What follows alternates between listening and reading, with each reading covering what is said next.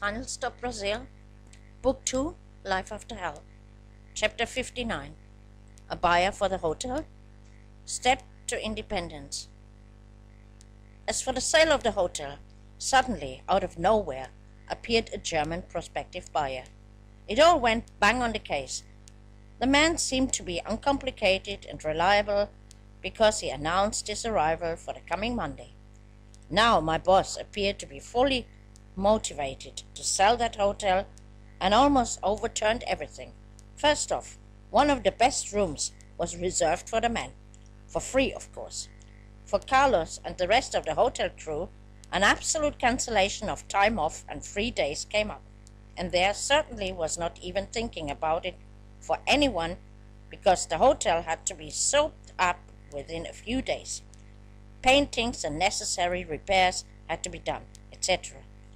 I was not spared, and my weekend plans flew into utter confusion. I had planned to be spending the weekend in Italva's house because she and Icaro were traveling again.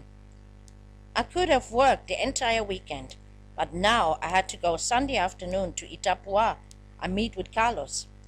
We had the task to pick up our guest of honor from the airport.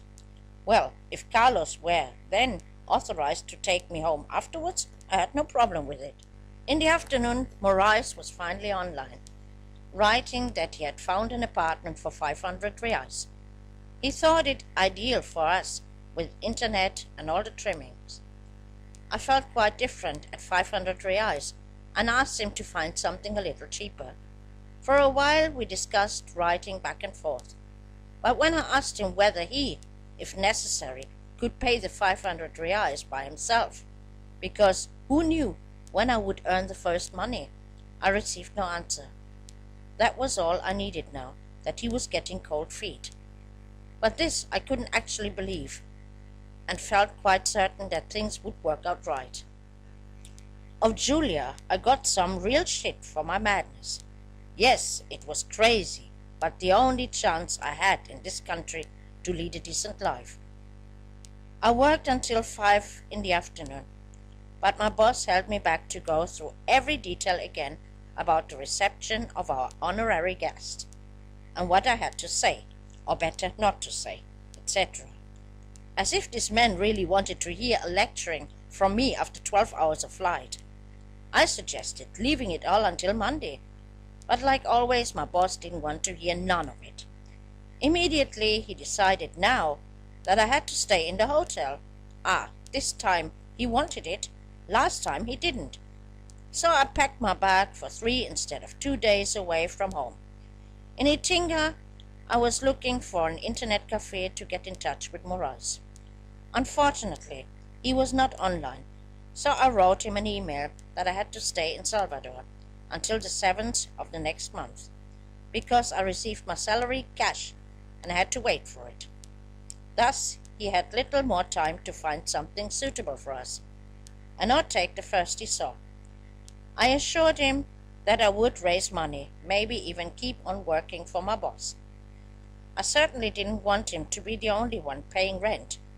I gave him the numbers of Grassa, Edvalda, and Julia. Maybe they could even help him with the search. I didn't care if I was living in a favela, as long as I was leaving Bahia. During one of our now frequent phone calls, I explained my plan to Fabio. He understood me, but was not particularly happy that I was going to leave. I condemned him to secrecy, because our boss should, of course, know nothing yet. He had been so unfair not to help me in any way for a solid life by giving me a contract. Now I would be just as unfair and disappear overnight. Apart from that, he could just as well consult me as a freelance translator. My price list would be on the website. I was working on the rough draft for the content of my website, prepared a working plan for the advertisement I had to make. To continue writing my book, I could probably tick off first. There were endless other work to be done, but I was in full swing. Morais remained faithful at my side and had not changed his mind. He was just out and about to find a place to stay for us, so he wrote. What a crazy situation. I had already made a lot in my life, but this was one of the top performances. But I firmly believed that I was doing right. Morais worked, although I didn't really know exactly what he did professionally, and above all, when he was doing it, since he was online most of the time. Of course, I asked him suspiciously and received a logical answer. He was an independent sales representative of gastronomy cooking pots. Sounded like something decent to me. And when I asked him at what times he worked, since he mostly was online, he replied that he was working at home. Logically, that way he was able to chat with me. For me, it meant that he was running the complete administration and other people were doing the sales for him. Meanwhile, a miracle happened. The German had transferred €500 via Western Union, almost 1,400 reais. Hooray! My return trip to Sao Paulo was assured. With my salary, I had about 2,360 reais available, of which, of course, I had to buy my ticket for the bus to Sao Paulo. But there would still remain enough if Morais and I put money together to get over the first 2 or 3 months. Maybe the old man even let me continue to work for the company for less money. My website was in development. The front side was already done with a text translated in 4 languages, beautifully decorated and garnished with 2 of the best photos of me. After consultation and agreement with Ratinho and Morais, I had put both as business managers so I would not face any difficulties. Without a visa, I was not allowed to be working and certainly not to set up an export, import and service company. Fabio, as a web designer and therefore an expert, looked at the site and noticed that it had become very good, considering that I had developed it as an amateur. Ratinho also lost his speech, or as a matter of fact his writing, when he saw it. He now seemed to understand my true potential. I was curious what Morais would say. He had sent me his phone number, and if I managed to download Skype on Icaro's computer, we finally could be talking over the phone. The fact that he didn't seem to get the idea of calling me, I didn't take it all too tragic. I felt finally good again. My depression was gone. I could tear out trees. Accordingly, I tore everyone off the chair again at lunch with my humor, so that all were in tears of laughter. At home, while packing my things for the long weekend, I watched the news on TV and had to laugh. Now I had money, but couldn't get hold of it because the banks were on strike. I could hardly wait that Italva and Icaro set off for their journey. Like always, Icaro sat at the computer until the last minute. When they finally were gone, there was no stopping for me. Supplied with biscuits and coffee, I worked on my website until Sunday morning at 3 o'clock to be continuing a little writing on my book. Incidentally, I downloaded Skype, fixed sound and microphone, and could actually talk to Morais. What I should think of the conversation was not quite clear to me, but I didn't have time to think about it. By 4 in the morning, I was totally finished, couldn't do any more. Dead tired, I lay down just as I was and fell asleep immediately. At 9 o'clock, the alarm of my cellular was ringing. I got up, prepared coffee, and continued to work until noon. Then my site was online. I was proud of the result. It contained all of information about the work I offered, about me and of course Ratinho. What I knew of Morais was too little, simply introduced him as a sales representative who rather remained in the background, since I still had no picture of him, as opposed to Ratinho, of whom I took a photo from his awkward. With his permission, I placed it in addition to the presentation as advertising director, which was his real job. I added also a little bit about my book, a price list for lessons, translations, for searching and finding business contacts and business transactions, etc. A lot of information about Brazil, links to sites of interest, travel tips in Brazil with photos, a promotional campaign of the samba group Turma do Pagode. For that I received an official permission of the group's management. including the history of the group, their music, and the introduction of the new CD, and some private pictures of me and Ratinho with statements, photographs of Salvador, Säo Paulo, and Fortaleza, with the explanation that these were the three cities in which we were operating, but with the objective of the entire Brazil. I placed videos of Ratinho's samba band, one reason why I liked him very much. A brief description of the friend of mine with his social work of music, dance and theater, school for children, together with photos I shot while visiting in Musurunga. The most important thing, with this site and my work, I wanted to fulfill myself a wish. A portion of future revenues should be invested in education for children from poor families and in the education of young girls to prevent pregnancy, because the pregnancy rate among girls between 12 and 17 years in Brazil is very high, quite simply due to lack of education. After I had calculated everything all over again, I could place the exact percentage for the part that should be for the children officially on the site. I didn't want any donations, but percentages of my potential income. This stood on the front page, of course.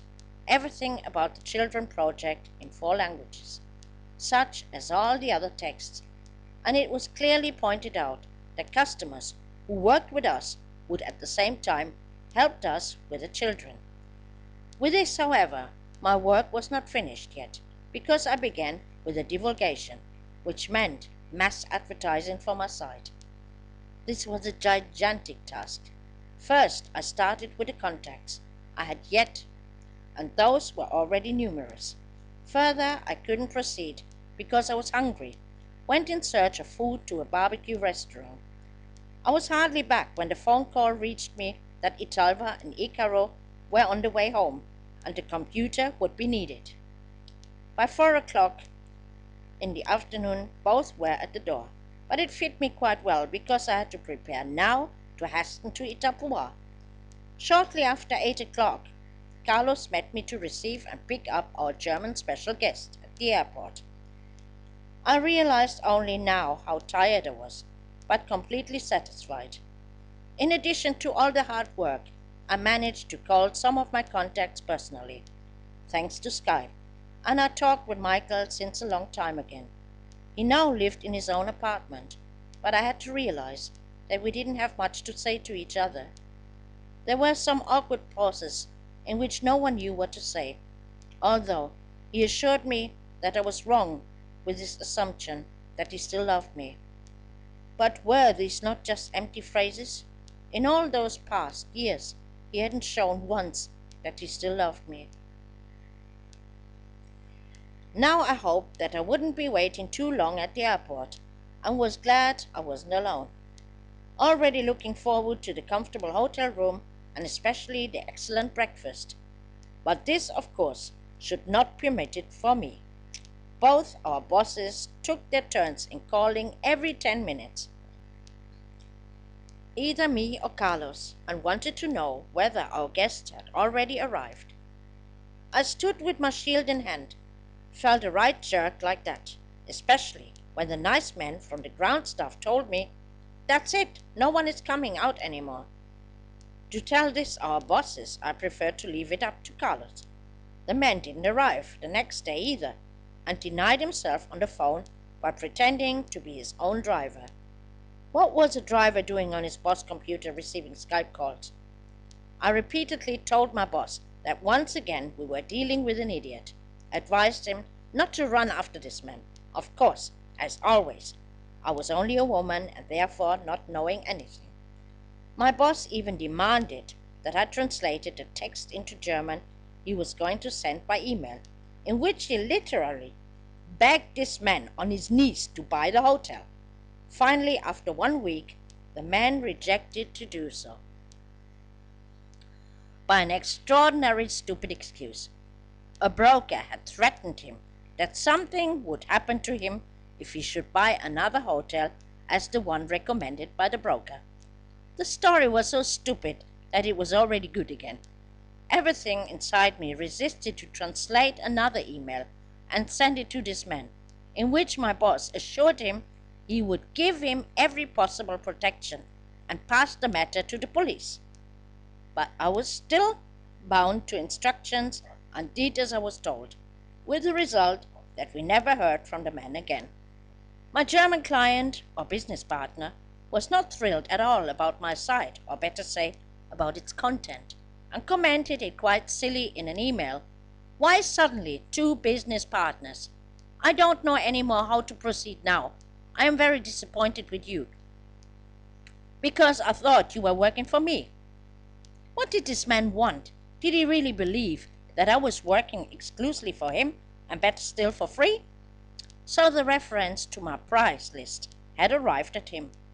It was him not keeping his word, first promising €1,000, then sending me only €500, and offering a contract with a salary of €500, which ultimately had led to my decision to leave Salvador in order to do what I did now.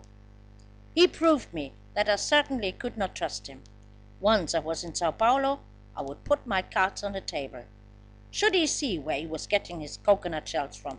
From my contacts, certainly not. 1,800 reais advance payment. It was in my price list.